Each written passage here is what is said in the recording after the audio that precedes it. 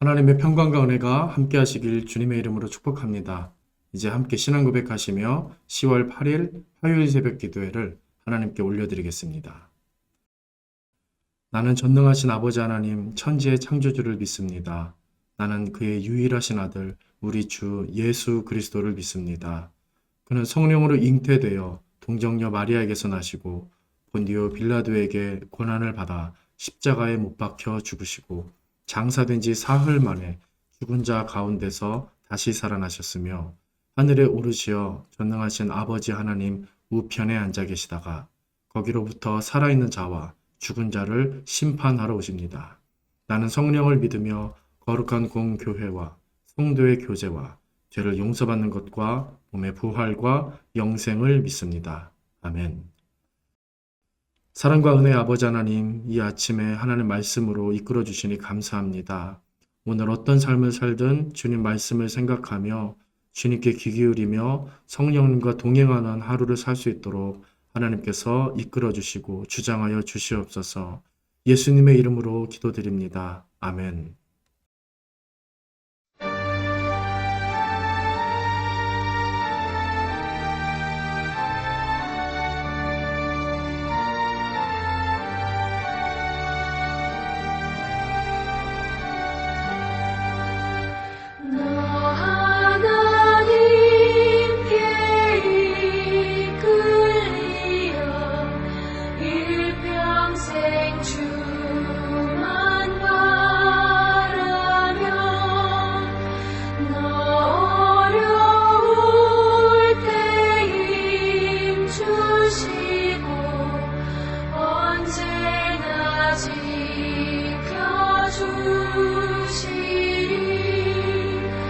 주 크신 사랑 믿는 자 그 반석 위에 서리라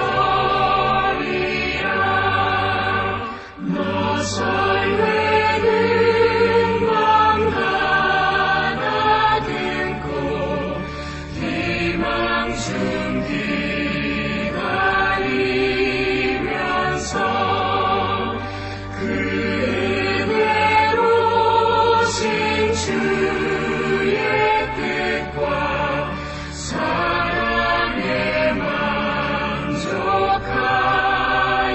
만족하여라 우리를 불러주신 주 마음에 소원하신다 주 찬양하고 기도하며 내 본분 힘써가라 주 약속하신 모든 은혜 내게서 이루어지리라 잠들고 의지하는 자 주께서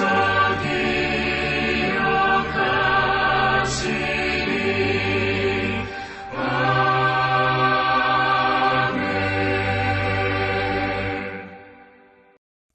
하나님 말씀 보시겠습니다. 마태복음 16장 21절에서 28절까지 말씀입니다. 신약성경 마태복음 16장 21절에서 28절까지 말씀 제가 봉독합니다. 이때로부터 예수 그리스도께서 자기가 예루살렘에 올라가 장로들과 대제사장들과 서기관들에게 많은 고난을 받고 죽임을 당하고 제3일에 살아나야 할 것을 제자들에게 비로소 나타내시니 베드로가 예수를 붙들고 항변하여 이르되 주여 그리 마옵소서 이 일이 결코 주께 미치지 아니하리이다. 예수께서 돌이키시며 베드로에게 이르시되 사단아 내 뒤로 물러가라 너는 나를 넘어지게 하는 자로다. 네가 하나님의 일을 생각하지 아니하고 도리어 사람의 일을 생각하는도다 하시고 이에 예수께서 제자들에게 이르시되 누구든지 나를 따라오려거든 자기를 부인하고 자기 십자가를 지고 나를 따를 것이니라. 누구든지 제 목숨을 구원하고자 하면 잃을 것이요 누구든지 나를 위하여 제 목숨을 잃으면 찾으리라. 사람이 만일 온 천하를 얻고도 제 목숨을 잃으면 무엇이 유익하리요? 사람이 무엇을 주고 제 목숨과 바꾸겠느냐? 인자가 아버지의 영광으로 그 천사들과 함께 오리니 그때에 각 사람이 행한 대로 갚으리라. 진실로 너희에게 이르노니 여기 서 있는 사람 중에 죽기 전에 인자가 그 왕권을 가지고 오는 것을 볼 자들도 있느니라. 아멘. 오늘 본문은 예수님에 대한 베드로의 아주 위대한 고백이 있고 나서 벌어진 사건에 해당이 됩니다. 우리가 읽지는 않았지만 바로 앞에 나오는 내용을 보시면 예수님은 베드로의 그 유명한 고백을 들으시고 그 신앙 고백이 반석과 같다 감탄하시면서 음부의 권세가 이기지 못할 거다라고까지 칭찬을 막 아끼지 않으셨습니다. 하지만 우리가 읽은 오늘 본문은 어떠합니까? 전혀 반대의 일이 벌어지고 있는 것입니다. 23절을 보니까 아주 충격적인 예수님의 말씀이 나옵니다. 예수께서 돌이키시며 베드로에게 이르시되 사탄아 내 뒤로 물러가라. 너는 나를 넘어지게 하는 자로다.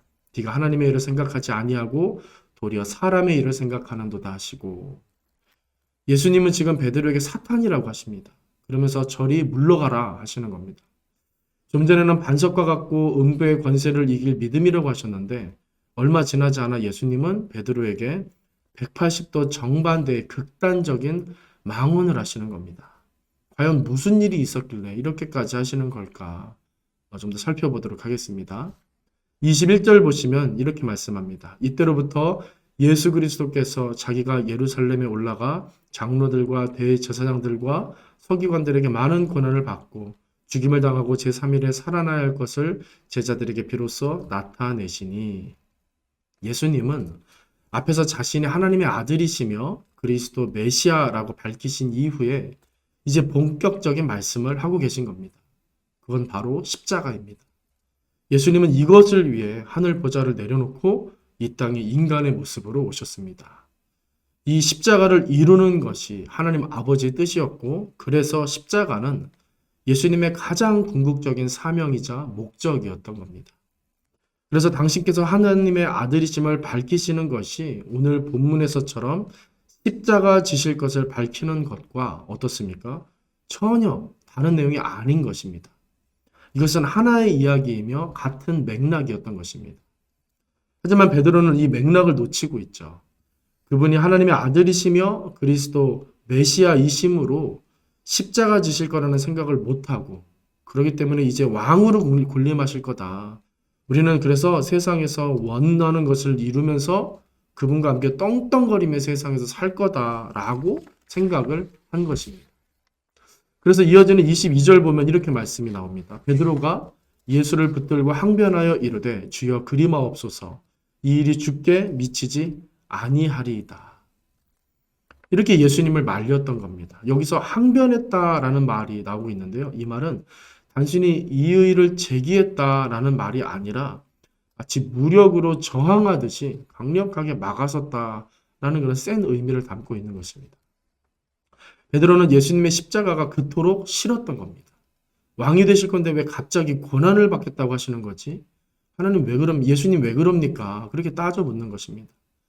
세상 권력자들을 후령하고 다스리실 분이 왜 그 권력자들의 손에 죽으신다는 그런 말을 하시는 겁니까? 라고 항변했던 겁니다.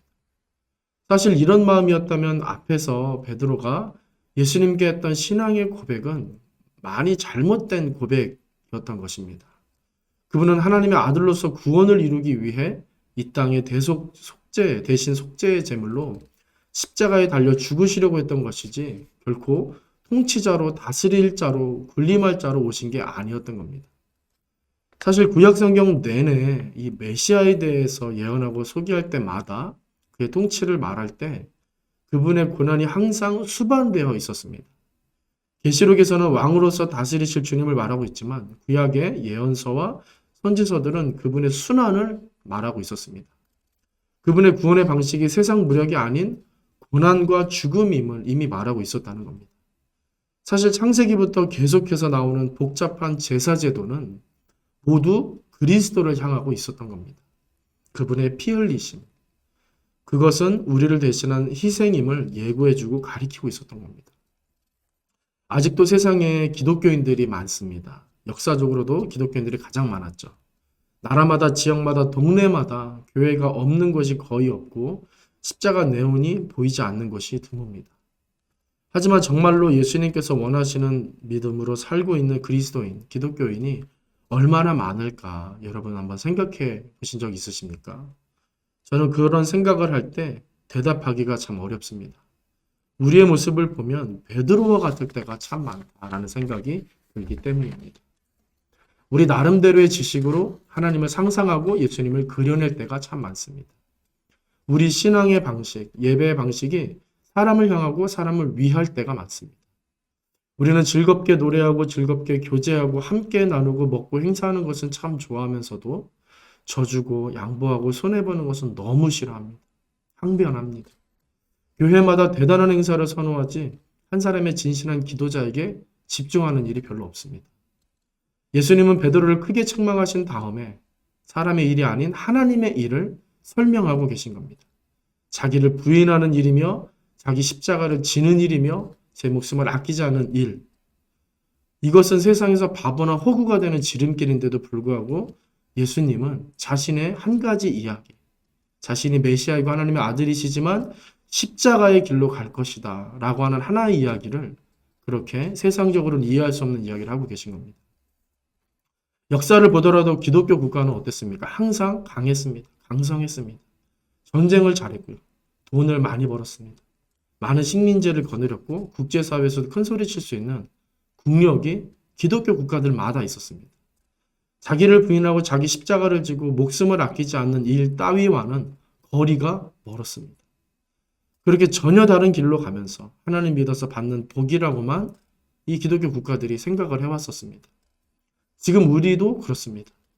그리스도 이름의 능력으로 항상 이기고 승리하고 부욕하게 되고 이득을 보려고만 합니다. 베드로가 적절하게 센스 있게 신앙 고백을 잘했던 것처럼 우리도 시대에 걸맞게 기독교인이 되어서 세상에서 그것을 잘 활용하여 어떤 이익을 얻고 이문을 남기려는 성향이 우리 안에 사실 있습니다. 하지만 오늘 예수님이 뭐라고 하시는 겁니까? 그리스도라는 이름은 내어주는 것이다. 대신 죽는 것이다. 대신 고생하는 것, 대신 희생을 치르는 일이다 라고 말씀하고 계신 겁니다. 베드로와 같은 수제자에게 사탄아 물러가라 할 정도로 예수님은 화가 나셔서 이 말을 급하게 강하게 내리꽂고 계신 것입니다. 그 정도로 깨어있으라는 것입니다. 그 정도로 정신을 차리라는 말입니다. 저는 오늘 이 말씀을 묵상하고 설교를 준비하면서 제가 이 격렬한 화를 받고 있는 베드로가 된 기분이 들었습니다. 어디서부터 잘못된 것일까? 무엇이 잘못된 걸까? 스스로에게 물으며 어디서부터 무엇을 고치고 바꿔야 할지 고민할 때 혼란스러운 마음이 들었습니다. 오늘 예수님의 말씀은 너무 근본적인 말씀이기 때문입니다. 여러분들은 어떠십니까? 이 말씀이 나에게 하시는 말씀으로 들리십니까? 오늘 우리가 다시 엎드려야 할 이유가 바로 여기에 있는 줄로 믿습니다. 다시 주님을 의지하고 바라봐야 할 이유가 바로 여기에 있습니다. 우리가 주를 믿는 그리스도인이라 자처한다면 우리는 오늘 무엇보다 그분의 십자가를 알아야 합니다. 십자가의 그리스도를 깨달아야만 하는 것입니다. 거기에 능력이 있으며 거기에 회복이 있으며 그것이 진짜 승리임을 우리는 진짜로 믿을 수 있어야 한다는 겁니다. 오늘 이 말씀을 마음에 품고 스스로를 돌아보며 주께 더 나아갈 수 있기를 바랍니다. 그러할 때 주님의 온전하신 뜻이 무엇인지 알게 되고 그 길을 사모하며 제자로서 주님의 자녀로서 참 그리스도인으로서 승리하게 될 줄로 믿습니다. 설교를 마치며 마지막 27에서 28절 말씀을 함께 읽어볼 수 있으면 좋겠습니다. 읽겠습니다. 인자가 아버지의 영광으로 그 천사들과 함께 오리니 그때 각 사람이 행한 대로 갚으리라. 진실로 너희에게 이르노니 여기 서 있는 사람 중에 죽기 전에 인자가 그 왕권을 가지고 오는 것을 볼 자들도 있느니라. 아멘. 주님의 그 길을 함께 가는 사람에게 올 영광과 복을 약속하고 계시는 겁니다. 그분은 항상 더 좋은 것을 예비하시고 주시는 분이라는 겁니다. 그리고 무엇보다 당신의 존재와 당신의 생명, 그 가장 값진 것을 우리에게 주시는 분이 되십니다. 왜 그렇습니까? 그분은 우리의 아버지가 되시기 때문입니다. 이 사실을 부여잡고 주님을 참되게 믿고 주의 길을 사모하시면서 오늘을 그분의 자녀로서 그분과 함께 신실하게 살아가는 그런 우리 본하나님께 모든 성도님들 되시기를 주님의 이름으로 간절히 축원드립니다. 기도하겠습니다.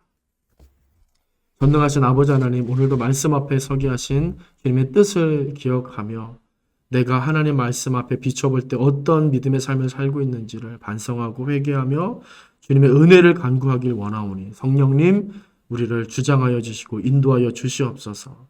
오늘 나와 동행하셔서 하나님의 선하신 뜻을 추구하며 하나님의 주시는 그 은혜를 맛보며 살아갈 수 있도록 하나님께서 우리를 단속하여 주시옵소서.